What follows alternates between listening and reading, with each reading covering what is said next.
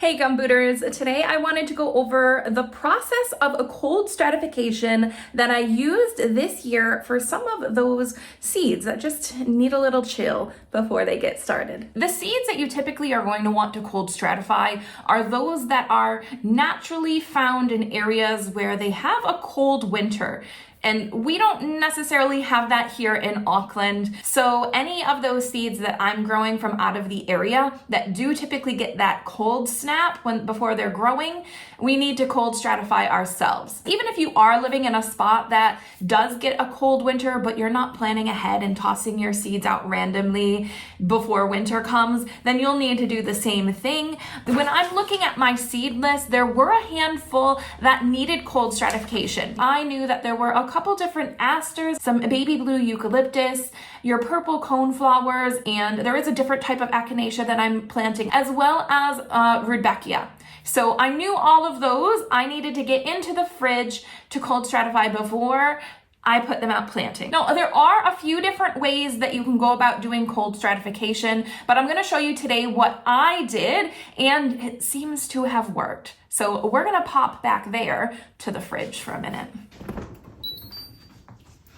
We're gonna pull these chocolates to the side, and behind that you can see that I have a little takeaway container with some different plants in there and some soil. We're gonna pull that out because we're gonna get these seeds started today. So from the fridge, I pulled out this takeaway container. I love my takeaway containers. I mean, if you guys have been watching, you know I use them so much during the planting season. But I'm just going to open these up. On the cover here, I have a plethora of seeds that I planted in here. So I just put the date that I put them into the refrigerator, and then I had different rows that I did, some eucalyptus, some mullein, some rudbeckia, some asters. And those are all seeds that I know needed some cold stratification. You don't have to do all these different rows and stuff like I did, but I knew I wanted to do different types of seeds in each section, so that's why I've separated them. But inside I have just some soil put down, and then I just separated them with some twine, and I just planted what I needed into the different cells. When I do this next year, I will definitely put more soil into this container. I will actually fill this container up with soil and then put my seeds in, because the only thing I'm going to do after taking this out of the fridge is I will, do you know what I've done? I've picked this up and played with it, and I don't know which goes. No, I think it goes like this. So the only thing I'm going to do now that I've taken this out of the fridge is I'm going to take this, I'm gonna put the cover on it, leaving a little bit of air so it can get through, and I'm gonna put it on my heat mat and let them sprout. I have done this with a couple other containers. This one has been in the fridge, I think 40 days or 45 days, because they needed a little bit more cold stratification, which is something that you're going to want to Google, because different seeds will need a different length of cold stratification. From what I found, it tends to be either 30, 45, or 60 days of cold stratification. So I have pulled out 2 containers already that have already started to sprout, and they're doing fantastic. These guys I'm hoping will do exactly the same. When you set this up though, the one thing you do want to make sure of is that you have pre-moistened your soil. You don't want it sopping wet, but you definitely want it moist because you want to keep the seeds moist and cold while they're in the fridge.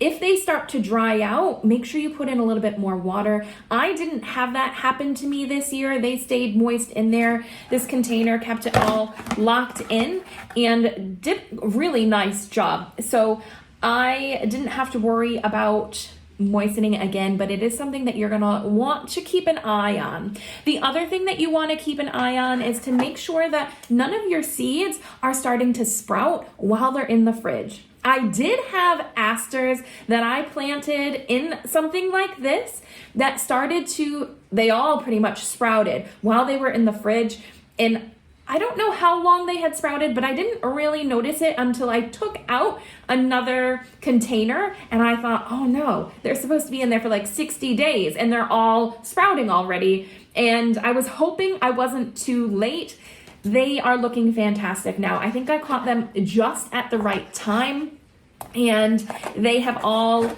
turned into green and healthy seedlings. So that's one thing that those are a couple things that you need to check for. Now that we have those started, we're gonna head outside to the greenhouse and I'll show you the seedlings that have already started to sprout. It is raining out here, so I'm hoping we don't get too wet. That's not why my hair is wet. I just came out of the shower. But we're gonna go quickly as we can into the greenhouse.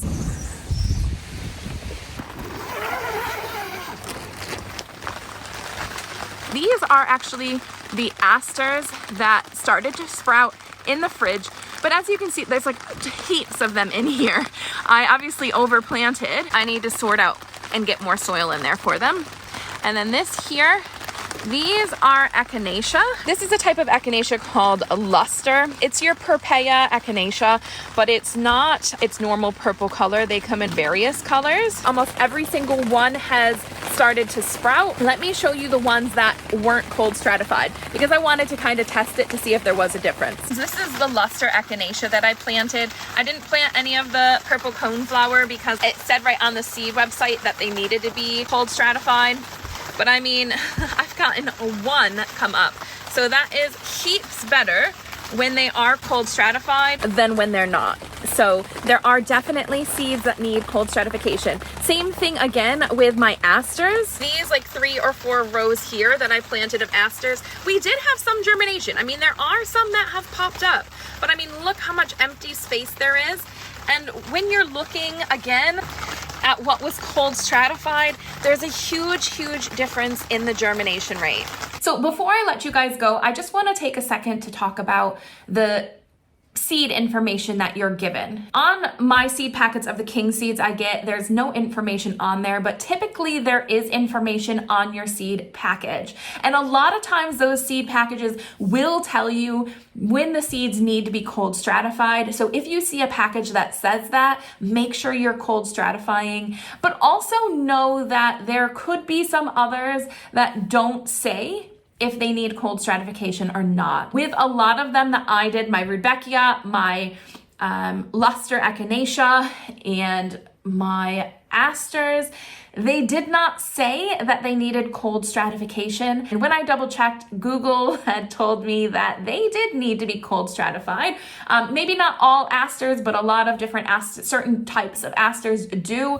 So I took that and thought, well, I'm going to do some that are cold stratified, some that aren't cold stratified, just to see what does better. And like you saw, when I cold stratified those seeds that do typically need cold stratification, they germinated a lot better. So your seed website or your seed information might not always tell you, but just know that if they do, you definitely need to be doing it. One thing that I did read is that sometimes your seed companies may pre-cold stratify the seeds. That's something to look into if you do happen to see that on the website, or you might want to contact the seed company to ask if they do. If they're pre-cold stratified, that's even easier, then you don't need to do anything. But it's kind of that middle ground where if they're not telling you, but you know it's something that usually is cold stratified, I would just cold stratify it, and you'll probably have better germination that way. But that is it for today, guys. That's just how I have cold stratified my seeds for this year. So when you're thinking about planting your next set of seeds, then you might want to think about using that method as well. I will catch you guys in the next one. See ya.